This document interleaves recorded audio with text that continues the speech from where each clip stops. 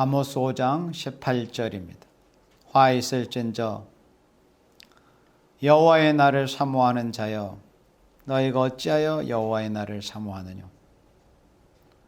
그날은 어둠이요 빛이 아니라.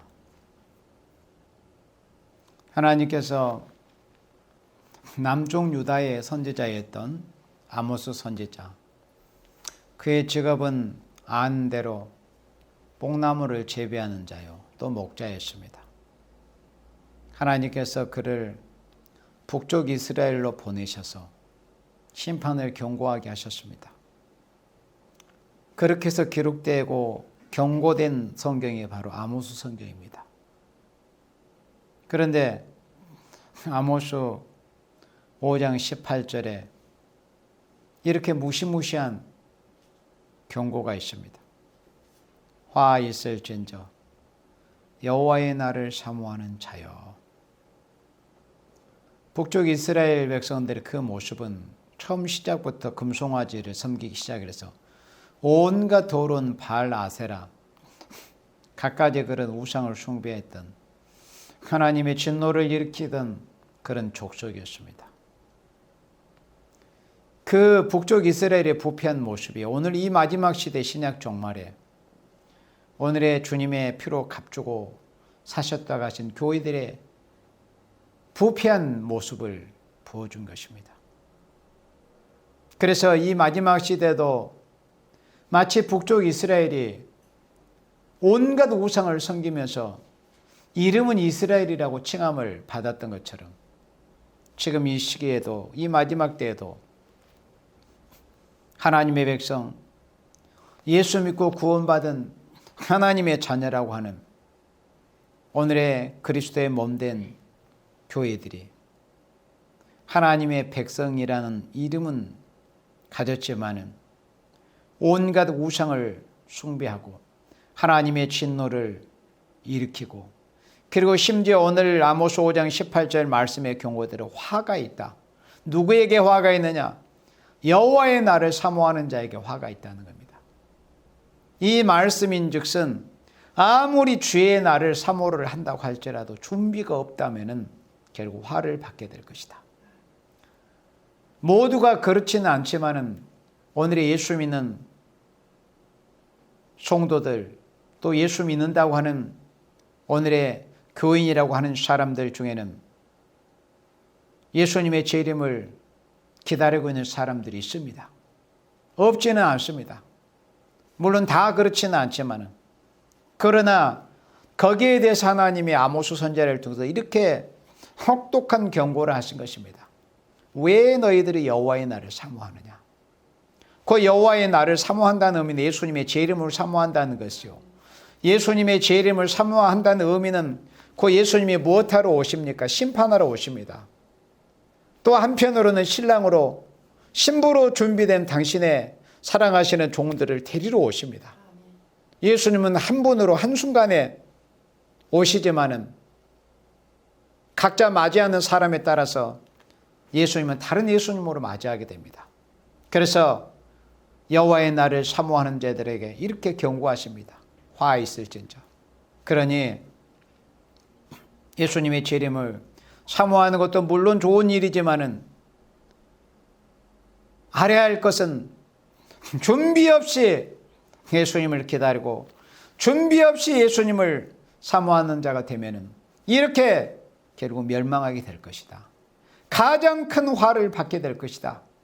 인류 역사에 있어서 가장 혹독한 여호와의 심판을 받게 될 것이라는 것을 이렇게 경고하고 있는 것입니다. 참 두려운 말씀입니다.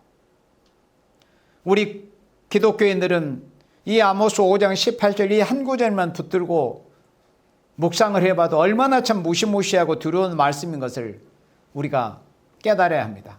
그리고 이 말씀을 붙들고 주여 여호와여 어찌하오리까, 어떻게 해야 하오리까 하는 이런 탄식이 흘러나와야 됩니다.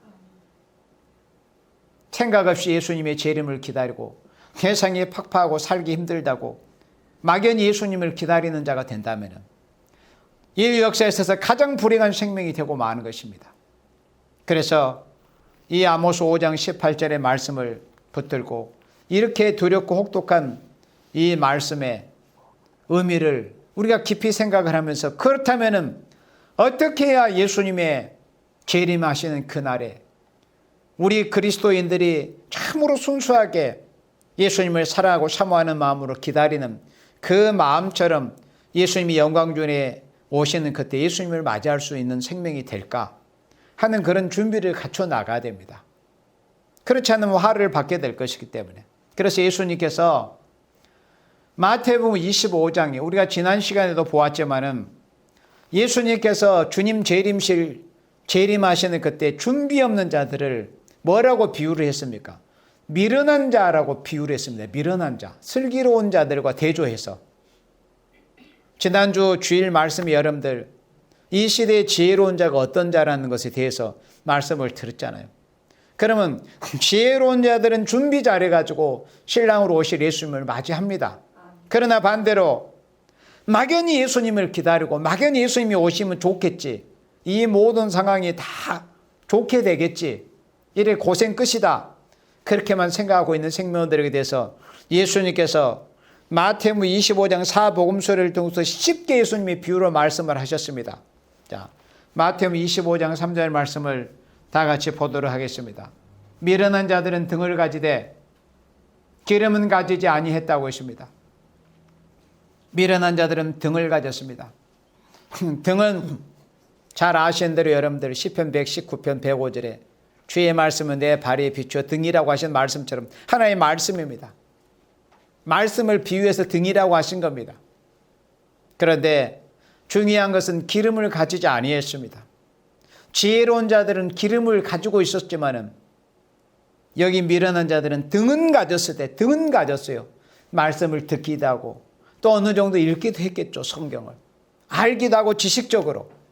그러니까 생명 있는 하나님의 말씀으로 그 사람의 인격과 삶으로 녹아지는 것이 아니라 그냥 지식으로만 알고 있었던 생명들입니다. 이 미련한 자들은. 등만 가졌다는 것은 지식으로만 박혀 있는 거예요. 말씀이 인격이 되고 생활화가 되지를 못하고. 그러므로 등은 가졌지만은 기름을 가지지 아니했죠. 그래서 성경 말씀을 바로 읽고 하나님의 말씀에 바른 증거를 듣고 말씀을 바로 받으면은 반드시 기도를 하게 되어 있습니다. 말씀이 그것을 의미하고 있기 때문에. 여기 오늘 이 말씀 마태복음 25장 3절 한 구절을 읽어봐도 이 말씀의 의미가 뭐라는 것을 알 수 있습니다. 지혜롭다면, 미련하지 않다면, 기름을 가지지 아니하다면 미련한 자에 해당이 되는구나. 미련한 자는 어떻게 된다고 했습니까? 여기 마태복음 25장 10절에 쭉 내려가서 저희가 이제 그 미련한 자들이 기름을 준비하지 못했는데 신랑이로다는 음성을 듣고 불을 밝히려고 하니까 등불을 밝혀야만이 신랑을 맞이할 수 있는데 등불을 밝히려고 하니까 기름이 없어서 불을 밝힐 수가 없게 된 거예요. 그러니까 기름이 이제 떨어지니까 기름을 가진 자들, 지혜로운 자들, 슬기로운 자들에게 너희들의 기름 좀 우리에게 나눠달라고 이렇게 애걸복걸하지만 우리 쓰기에도 부족하다. 사실은 우리 쓰기에도 부족해요. 슬기로운 자들이 아무리 우리가 이 시대에 깨어서 기도를 하고 만물의 마지막에 가까운 것을 깨닫고 열심히 기도해도 우리 기도 분량으로 모든 것을 해결해 나가겠다고 생각하는 사람들은 이 성경이 지식이 없는 생명들입니다. 우리 기도로 부족하다니까요.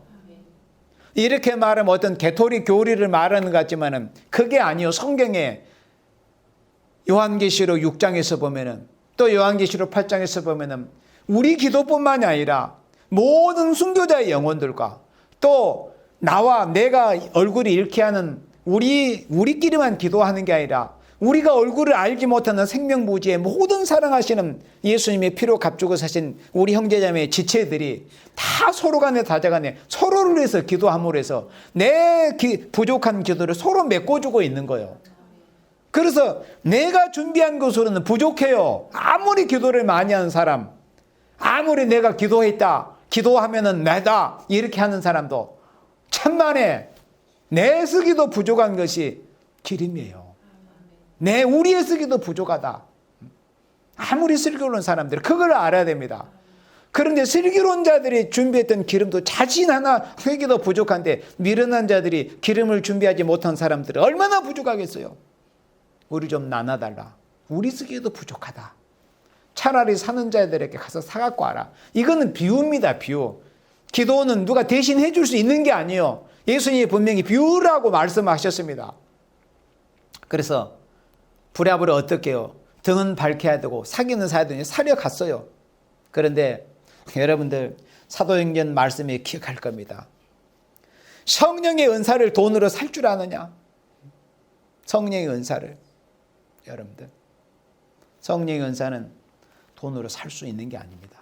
성령의 기름 부음을 받는 것은 돈으로 매매할 수 있는 게 아닙니다. 돈으로.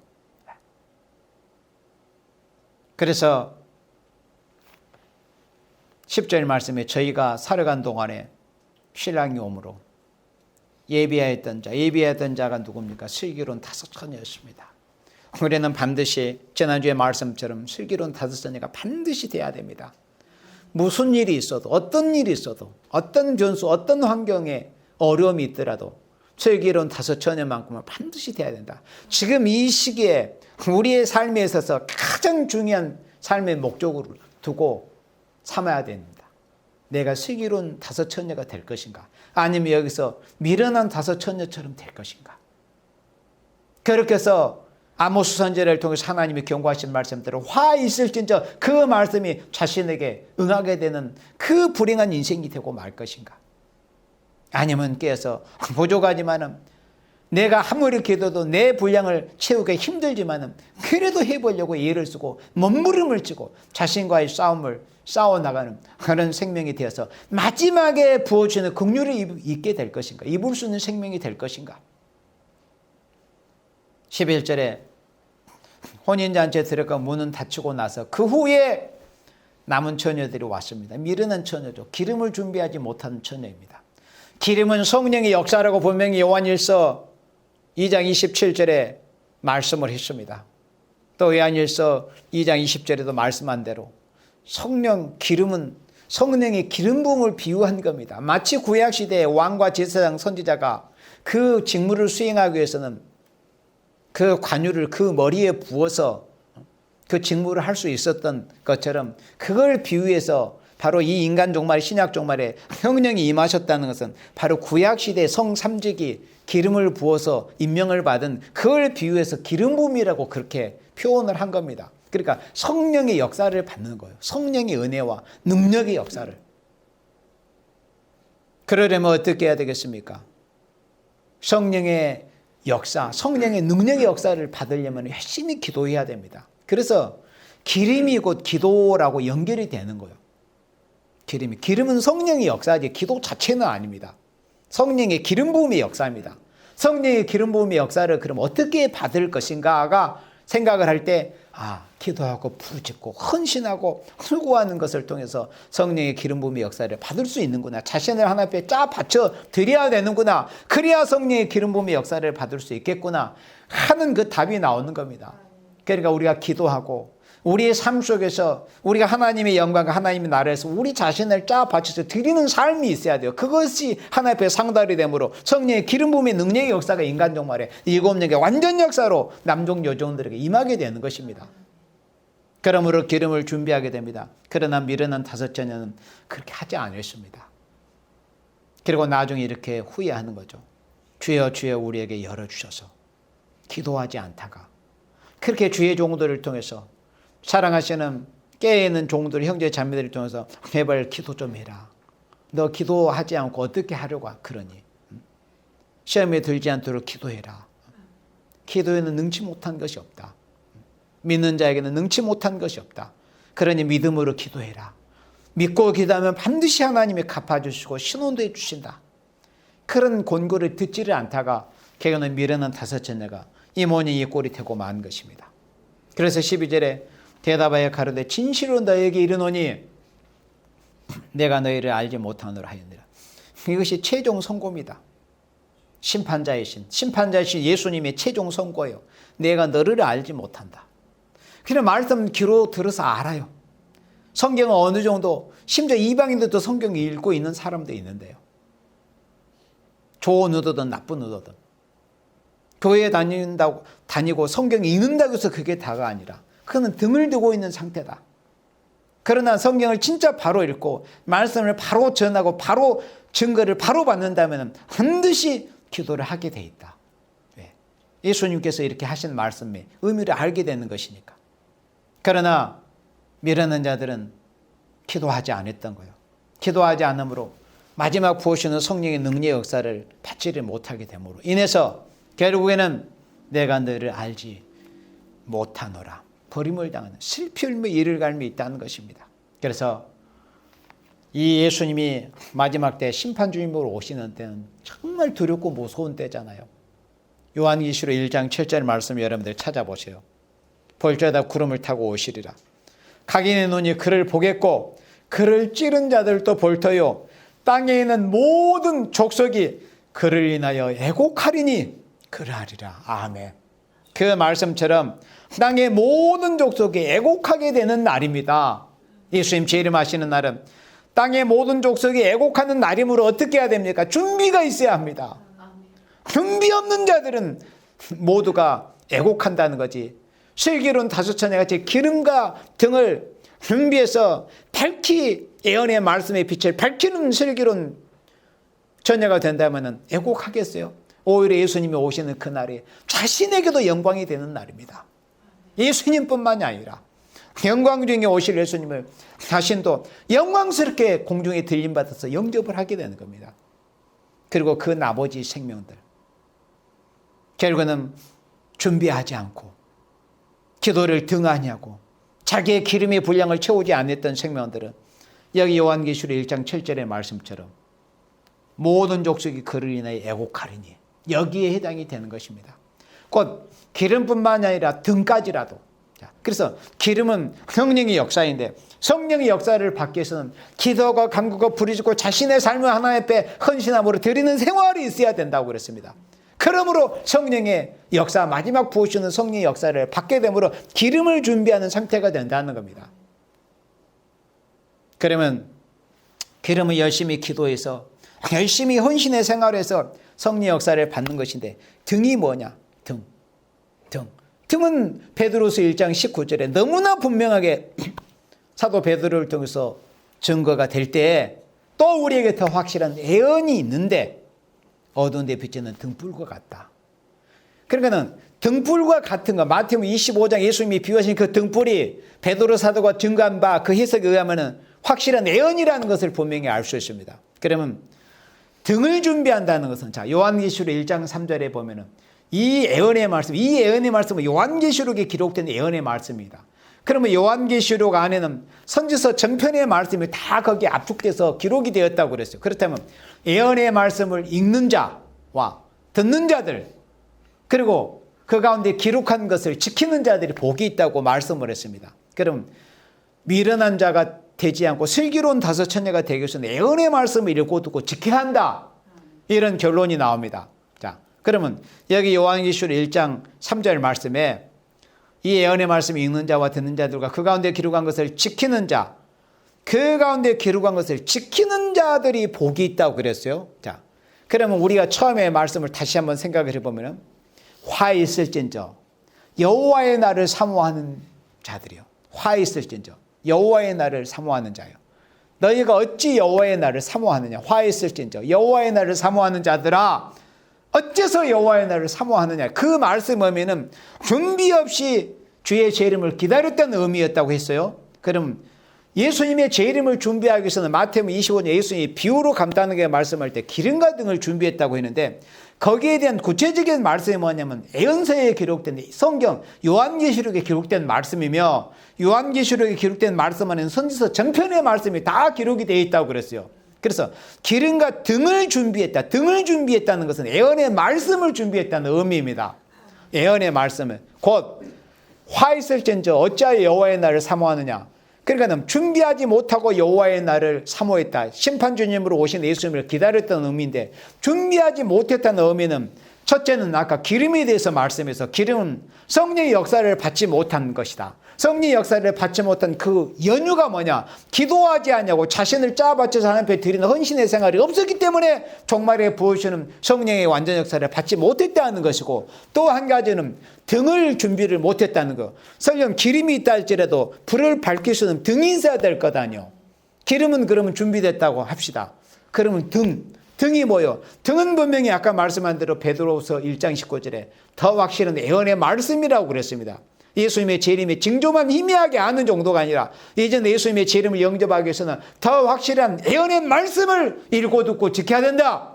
그렇게 말씀을 했습니다. 그럼 예언의 말씀을 지킨다는 의미가 뭐냐?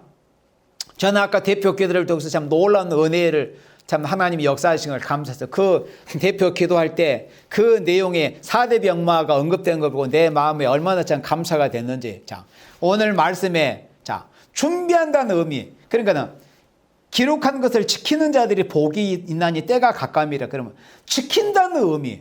예언의 말씀 읽고 듣고 지켜야 됩니다. 읽고 듣고 지켜야 됩니다. 그런 말씀은 무성하게 들어왔고 또 전해졌잖아요. 그렇다면 지킨다는 의미가 도대체 뭔가? 그렇잖아요. 지킨다는 의미. 그래서 오늘 이 시대는 그것을 뭐 길게 장황하게 할 시간도 물론 없지만은 간단하게 지킨다는 의미를 간단하게 정리해서 여러분들이 오늘 시간에 아주 짧은 시간에 물론 여러분들은 다 웬만큼 아는 말씀들입니다만은 오늘 시대에 지킨다는 아주 간단하게 증거해 보고자 합니다. 지킨다는 의미가 뭐냐? 예언의 말씀을 읽고 듣고 지키는 자가 복이 있다고 했잖아요. 그러니까 지킨다는 것이 뭐냐면은 준비한다는 의미예요. 그래서 지켜서 준비한 생명이 여호와의 날을 사모할 수 있다는 거예요. 그러니까 지켜서 준비하지 못한 사람은 아무리 예수님의 제 이름을 사모해도 그 날이 자신에게 화가 되는 날이다. 재앙받는 날이다. 그러면 예언의 말씀을 지키는 것이 준비하는 것이 아니라 등을 드는 의미라고 그랬어요. 기름을 준비하는 것은 열심히 기도하고 자신의 희생의 삶을 하나님 앞에 드리는 것이 기름을 준비하는 삶이라고 했는데 등을 준비했다는 것은 예언의 말씀이다. 예언의 말씀을 읽고 듣고 지키는 것이고 준비하는 삶이라는 것인데 그러면 지킨다는 것이 뭐냐 할 때 계시록의 압축판, 그러니까 선지서의 압축판이 요한계시록이죠. 그러면 요한계시록의 작은 책의 요한계시록의 압축판이라고 할 수 있는 게 뭐냐면은 물론 여러 가지로 이제 분류는 할 수 있어요. 뭐 3대 화로 분류도 할 수도 있고 그런데 한 가지로 분류할 수 있는 게 4대 병마로 압축할 수 있습니다. 요한계시록 전체의 내용은 4대 병마 안에 다 압축이 되어 있습니다. 그래서 4대 병마의 의미를 바로 알면은 우리가 예언의 말씀을 읽고 듣고 지킬 수가 있는 거예요. 4대 병마의 의미를 바로 알면은. 그래서 4대 병마를 바로 알고 지켜나가는 생활을 하는 것이 우리가 여호와의 날을 사모하는 생활이요 예수님의 재림을 준비하는 생활이다 하는 것입니다. 그렇다면은 여러분들 요한계시록 6장 말씀 보도록 합니다. 요한계시록 6장 2절. 자, 속도를 빨리 하겠습니다. 요한계시록 6장 2절에 내가 이에 보니 흰 말이 있는데 그 탄 자가 화를 가졌습니다. 멸류관을 받고 나가서 이기고 또 이기려고 하더라. 자, 이긴다는 의미는 처음 이기는 것은 예수님께서 이 땅에 오셔서 십자가에서 우리를 위해서 양손과 양팔에 못이 박히시고 심장에 창을 받아 찔림을 당하셔가지고 죄와 또 사흘 만에 부활하심으로 사망해서 이기셨습니다.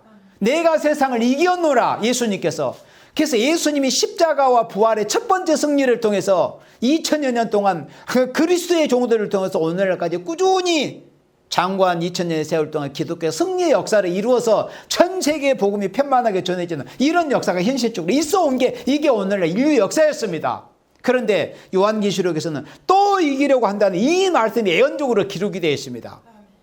우리의 선배님들이 그 땀 흘리고 눈물 흘리고 피 흘려서 기독교 복음이 2000여 년 동안 장구한 세월 동안 승리의 역사를 이루어온 겁니다. 그런데 이 기독교는 한 번 거기서 끝나는 게 아닙니다. 또 이기는 마지막 역사. 현실적으로 예수님이 승리하셨지만 실제로 지금도 공중권세를 잡고 있는 붉은 용이 있고 그 붉은 용의 사주를 받는 붉은 짐승의 정권들이 전 세계에 세워져 있고 그리고 거짓 선지들 얼마나 활개를 치고 있습니까? 그러면 저 녀석들을 660년 66년 세력을 완전히 진멸시켜버리는 것이 마지막 승리가 아닙니까? 그 역사가 끝난 겁니까? 그러면 주님의 나라가 이루어졌어야죠. 아직 그 싸움은 지금도 진행이 되고 있습니다. 또 이기려고 하더라. 그럼 여기서 이긴다는 것은 어떤 의미냐? 이 4대 병마는 말 그대로 병마, 병거. 그러니까 전장터에 나가는 이 용사들이 뭐 장수들이 그 병거를 일구고 나가가지고 싸우는 것에 병거라고 하지 않습니까? 그러니까 전쟁터에 나가는 이 말을 이 네 가지로 네 색깔로 보여준 겁니다. 마지막에는 이런 싸움이 있을 거다. 그럼 첫 번째 나오는 것이 뭐냐면 흰말입니다. 흰말은 대부분이 오늘날 기독교에서 적그리스도라고 합니다. 뭐 화를 가졌느니 뭐 어쨌느니. 근데 구약 성경 여러 성경을 읽어보세요. 시편이든 하박국이든 에레미야 성경이든 스가랴 성경이든 여호와께서 화를 가지시고 여호와께서 칼과 창을 가지시고, 왜? 원수를 심판하기 위해서는 그런 무기가 필요하다는 거예요. 화를 가졌기 때문에 적그리스도가 아니라, 그러면 구약성을 읽어보면 여호와께서 화를 발하셨다면 여호와가 적그리스도입니까? 이런 무식한 소리 좀 하지 말라는 거예요. 그래서 흰말을 여기서 요한계시록 6장 2절에 흰말이라는 것은 기독교 복음주의입니다. 그러니까 예언의 말씀을 지킨다는 의미는 4대 병마를 제가 중심에서 이 시간 증거합니다. 예언의 말씀을 지킨다는 의미는, 그러니까 이게 다는 아닌데, 요한계시록 우리가 전체를 증거하면 많은 시간도 걸리지만 오늘은 4대 병마를 중심해서 예언의 말씀을 지킨다는 의미를 간략하게 설명한다고 그랬어요. 자, 그러면 이 흰말은 기독교 복음주의라고 그랬어요. 이 기독교 복음주의가 누구를 대상으로 싸우느냐 하는 거예요. 이 기독교 복음주의가 누구를 대상으로 하느냐는 그 싸움의 모습이 뭐냐면 예언의 말씀을 지키는 생활입니다. 기독교 복음주의가 나머지 세 말과 싸우는 모습, 싸우는 생활이 뭐라고요? 예언의 말씀을 지키는 생활이다 이겁니다. 그러면 자, 흰말은 기독교 복음주의입니다. 예수님을 통해서 우리가 성결하게 된, 희고 깨끗하게 된 그리스도의 성도들이 오늘날까지 승리를 이루었고 마지막 승리를 앞두고 있어요. 자, 그러면 붉은 용, 붉은 짐승, 거짓 선지를 우리가 이겨야 되는데, 그 녀석들이 어떻게 실제적으로 이 기독교를 대적하고 기독교를 말살시켜보려고 하는 이런 이 대적과 해방과 참소를 하느냐 하는 것을 이 세 가지 말을 통해서 보여준 겁니다. 이게 4대 병마인데, 그러면 이 흰말인 기독교 복음주의가 이 세 정마, 그러니까는 붉은 말, 그 다음에 검은 말, 청황색 말과 싸운다는 거예요. 기독교가, 참된 기독교 복음만이 붉은 공산주의와 싸웁니다. 참된 기독교 복음주의만이 교만한 자본주의 경제권의 세력과 싸웁니다. 참된 기독교 복음주의만이 협상주의 미혹의 세력, 유물적 사상을 가지고서 미혹하고 협상하는 이 청황색 말의 세력과 싸울 수 있습니다. 그러니까 요한계시록 6장 2절에 해당이 되는 참된 기독교 복음주의, 오직 예수님의 십자가의 피로 구속을 받은 참된 이 기독교 복음주의만이 하나님이 없다고는 무시는 공산주의와 유일하게 싸울 수 있어요. 나머지는 다 뭐 멸공 반공은 말하지만 자본주의적인 반공, 종교적인 반공, 사회단체적인 반공, 뭐 자기의 어떤 이익에 부합해가지고 그냥 이 세상에 적화되면 자기 뭐 재물 뺏기고 뭐 이런 식으로 해서 자기 이익에 부합한 멸공 반공이 아니에요. 멸공 반공이 아닙니다. 진짜는 멸공, 하나님의 심판으로 하나님이 없다는 붉은 무시론 짐승의 세력을 없애버리고 심판해버리겠다는 성경적인 멸공이 돼야 되는 거예요. 그래서 이 흰말인 기독교 복음주의가 누구하고 싸우느냐? 첫째는 붉은 말과 싸워야 돼요. 하나님이 없다는 붉은 무신론 세력. 그러니까 무신론 공산주의를 용납해서는 안 되는 거예요. 무신론 공산주의를 용납하지 않는 생활이 무슨 생활이다? 예언의 말씀을 읽고 듣고 지키는 생활이요. 그 예언의 말씀을 지키는 생활이 어떤 생활이요? 여호와의 날을 사모하는 생활이에요. 예수님의 재림을 기다리는 생활이에요. 그런데 오늘은 어떤 전 세계에서 뭐 가장 뭐 큰 규모라거나 어떤 교회에서는 뭐 김정은이 저 녀석이 오면 뭐 쌍수들을 환영한다. 이게 뭐냐면 그게 예언의 말씀을 지키는 생활로 완전히 정반대되는 편에 적그리스도적인 심히도 하나님의 진노를 일으키는 그런 적기독적인 그런 마귀의 소리에 불과한 겁니다. 참된 기독교 복음주의는 이 붉은 말인 하나님이 없다고는 피의기를 좋아하고 합행을 깨트려버리고 서로 죽이게 하고 또 큰 칼을 가지고 앞으로 많은 이를 학살할 이 무신론 공산주의와 싸우는 생활이 예언의 말씀을 지키는 생활이다. 그래서 참된 기독교는 있잖아요. 무신론 공산주의 절대 용납할 수가 없고 공산주의와 공존하거나 양립할 수가 없는 거예요. 둘 중에 하나는 죽어야 됩니다. 참된 기독교의 사상은, 참된 기독교 사상은 양립할 수가 없어요. 공존도 안 돼요. 섞일 수도 없습니다. 그 다음에 어떤 세력과 싸워야 됩니까? 검은 말. 요한계시록 6장 5절에 보면 셋째 해를 떼실 때 내가 들으니 셋째 생물이 말해도 오라 하기로 내가 보니 검은 말이 나온대. 그 탄자가 손에 저울을 가졌습니다. 손에 저울을 가지던 경제권의 세력이란다. 하나님의 축복에는 관심이 없고 그저 이 저울에 물건이 돈이 오르고 내리는 데만 정신이 팔려 있는 사람이요. 디모데전서 6장 10절의 말씀에 돈을 사랑하며 일만하게 뿌리라고 말씀을 했습니다. 그리고 야고보서 5장의 종말에 부한자들에 대한 경고를 말씀했죠. 이 부한자들아, 도대체 너희 재물이 어떻게 할 거냐? 예수님 당시에도 그 부자 청년에게 예수님이 말씀하시잖아요. 네가 다 잘했구나. 정말 너 율법 잘 지켰다. 정말 네 보니까 괜찮은 청년이다. 네게 있는 재물을 가난한 자가 나눠줘라. 그러니까 공산주의가 재물을 나누는 방식과 예수님의 재물을 나누는 방식이 다릅니다.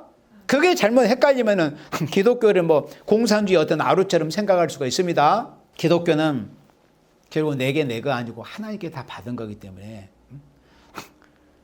하나님께서 불쌍히 여기시는 생명들을 위해서 내가 쓸 것 쓰지 않고 내가 누릴 것 누리지 않고 내가 희생으로 나누는 거예요. 빼앗기는 게 아닙니다. 공산주의 세력은 남의 것을 빼앗는 거예요. 폭력이라는 방식으로. 기독교는 누가 누구를 뺏기고 이게 아닙니다. 자원에서 그저 감사해서 나눠주는 거예요. 그러니까 현대 기독교 복음주의는 검은 말의 세력과 싸우는 거예요. 검은 말의 세력. 자, 셋째 생물이 말하되 오라 하기로 내가 보니 검은 말이는 그 탄자가 손에 저울을 가졌더라. 자, 검은 말은 뭡니까? 물질 만능의 자본주의입니다. 황금, 돈을 마치 천국처럼 생각하고 만능으로 생각하는 물질만 있으면 돈을 사랑하면 일만하게 뿌리라고 그렇게 분명히 말씀하셨는데도 물질 만능주의, 이런 자본주의, 경제권의 교만한 이런 세력들과 싸우는 것이 참된 기독교 복음주의예요. 얼마나 가진 자들이 교만합니까? 처음에는 없을 때는 겸손한 사람도 많아요. 그런데 가져버리면 자신도 모르게 거의 다 교만합니다. 돈 많이 가져가지고 겸손한 사람 봤습니까? 아마 전혀 없다고는 할 수는 없을 겁니다. 분명히. 물론 있을 수도 있겠죠. 그러나 대부분이 자기가 어떤 그런 위치나 환경에 대한 자신도 모르게 마음이 높아집니다. 좋은 걸 사용해 보면 그보다 덜한 것은 사용하기가 마음에 꺼리고 별로 그렇게 마음에 가지질 않아요. 벌써 우리도 그렇잖아요. 많은 걸 가지지 않는 우리들도. 그보다 좀 더 나은 걸 사용해 보면 덜한 것은 사용할 마음이 별로 생기질 않아요. 그게 뭐냐, 마음 상태가 높아졌기 때문에 그러는 거예요. 교만해졌기 때문에. 그래서 현대 기독교 복음주의는 이 물질을 만능으로 생각하는 이 자본주의, 경제권의 교만한 세력들과 싸우는 것이 참된 기독교 복음주의다. 그것이 예언의 말씀을 지키는 생활이고 여호와의 날을 사모하는 생활이라는 겁니다. 그래서 많이 하나님의 물질의 축복을 받는 건 감사하죠. 그러나 늘 제가 강조했던 것처럼 물질의 축복을 정의를 할 때 많이 받는 것을 거기까지만 생각하면 그거는 정말 무식한 인간이다. 진정한 물질의 축복은 뭐냐면은 하나님께 많이 받아가지고 많이 받은 만큼 베푸는 생활을 하는 것을. 그래, 베푸는 데까지가 물질의 축복을 받는 사람의 모습이요. 만약에 이래서 자신이 돈을 많이 벌어가지고 물질을 자기 혼자 쌓아놓는다. 그건 물질의 축복을 받은 게 아니에요. 물질의 축복을. 물질의 축복을 받았던 의미는 많은 것을 받아가지고. 신명기 8장에 그랬잖아요. 재물을 얻을 능을 누가 주셨는데. 누가. 그러니까 물질의 축복을 받았다는 그 의미는 하나님께 물질의 축복을 많이 받아가지고 하나님이 기뻐하시는 일에 아낌없이 쓰고 드리는 거예요. 나누는 거예요. 그런 모습이 물질의 축복을 받았다고 할 수 있는 사람의 모습입니다. 그렇지 않는 자들과는 싸워야 돼요. 그것이 예언의 말씀을 지키는 생활이다 하는 겁니다. 그 다음에 6절에 내가 내 생물 사이로서 나는 자의 음성을 들으니 가로되 한 데나리온의 밀 한 데나리온의 볼이 썩대로다. 또 감람녀 포도는 해치 말라. 자, 그러니까 자본주의의 부패, 물질 만능 세상의 그 부패로 인해서 결국 경제에 어려움이 온다. 이런 뜻입니다. 그토록 그들이 좋아하고 그리하고 누려보고 싶어 했던 그런 물질, 그들이 그토록 사랑했던 그 물질로 인해서 어려움이 오는 게 바로 경제 난제예요. 그걸 6절에서는 말씀을 한 겁니다. 우리는 하나님의 축복을 사모하는 사람이 되어야 됩니다. 그 다음에 마지막으로 참된 기독교 복음주의는 누구와 싸워야 할 것인가? 7절입니다. 내 죄를 떼실 때 내가 넷째 생물의 음성을 들으니 가로도 오라 하기로. 8절에 내가 범에 청황색 말이 나오는데 그 탐자의 이름은 사망이니 음부가 그 뒤를 따르더라. 저희가 땅 4분의 1의 권세를 얻어 금과 흉년과 사망과 짐 땅의 짐승으로 죽이더라 그랬습니다. 이 청황색 말의 세력이 이런 4가지 방법으로 사람들을 고통스럽게 죽어가게 하는 이런 방법을 쓰는데, 특별히 여기서 땅의 짐승으로서 죽이더라, 이 말씀이 유물적 사상이라는 것을 말씀했어요. 그러니까 우리는 유일신, 하나님은 존재하, 하나님은 살아계신다. 우리 기독교는 유일신 참된 종교입니다. 그런데 이 유물론이라는 것은 하나님은 없다.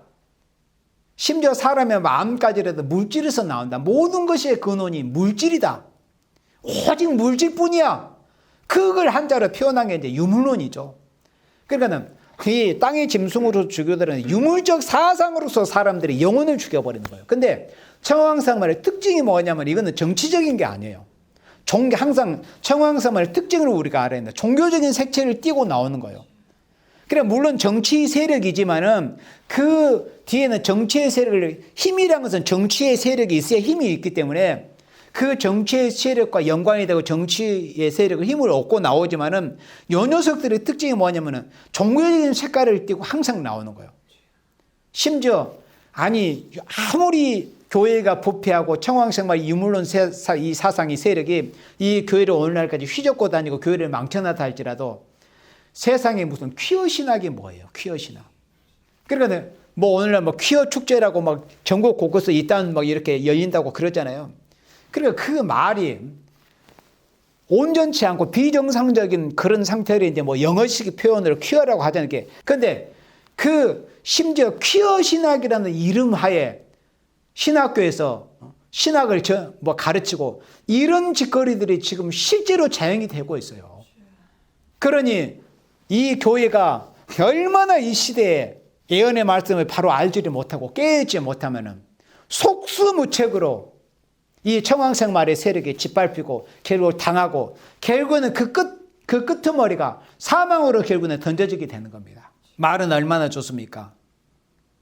이 유물주의자들이, 이 유물론자들이 사랑, 인권, 평등, 평화, 그러나 가장 인간의 언어로서 아름다운 이런 단어들을 사용을 해요. 그게 특징입니다. 사랑 얼마나죠? 근데 그 사랑이 어떤 사랑인가? 데살로니가 후서 2장 10절의 말씀처럼 진리의 사랑인가? 아니면 어떤 사랑인가? 음료적인 사랑인가? 혼잡한 건가? 누구를 사랑하라는 건가? 사랑도 성경에서는 실제로 남녀 어떤 성적으로 남자가 여자를 사랑하고 여자가 남자를 사랑하라는 거지. 무슨 남자가 남자를, 여자가 여자를. 큰 사랑이 아니고 서로에게 대해서 죄를 범하는 거예요. 그러니까 사랑이라는 그 개념조차도 제대로 정리를 하지를 못하고 있어요. 이 유물적 사상이 이렇게 오늘의 세상과 교회를 망쳐놔 버렸습니다. 그래서 오늘 이 시대에 이 유물주의에 대해서, 이 유물적 사상에 대해서는 다 설명은 할 수는 없지만 우리 교회에서 띄워놓은 영상을 자꾸 이렇게 반복해서 보면은 이 청황색 말의 이 유물적 사상이, 이 유물주의가 사람의 심령을 파괴시키고 있는가? 어떻게 교회들을 파괴시키고 세상을 무너뜨리고 있는가? 이런 실체에 대해서 우리가 학습을 할 수가 있습니다. 그래서 이 시대에 예언의 말씀을 읽고 듣고 지킨다고 하는 것은 하나님이 없다고는 무시는 공산주의와 싸운다는 거예요. 그들을 용납하지 않는다는 겁니다. 그리고 물질 만능주의, 교만한 자본주의, 경제권의 세력과 싸운다는 거예요. 교만한 자본주의. 그러니까 돈을 많이 가졌다고 해서 다 교만한 건 아니라고 그랬어요. 돈이 없고도 교만한 자가 있을 수도 있고 돈이 있고도 겸손한 자가 있을 수 있어요. 그러니까 물질 만능의 그 자본주의 교만한 경제권의 세력과 싸우는 것이고, 그리고 협상주의, 이 유물적 사상으로 온 세상을 멸망으로 곤두박치게 만드는 이 청황색 말의 세력과 이 유물적 사상과 싸우는 것이 예언의 말씀을 읽고 듣고 지키는 생활이다. 그것이 예수님의 제 이름을 준비하는 생활이다 하는 것입니다. 그래서 아모스 5장 18절에 화 있을진저 어찌하여 여호와의 날을 사모하느냐?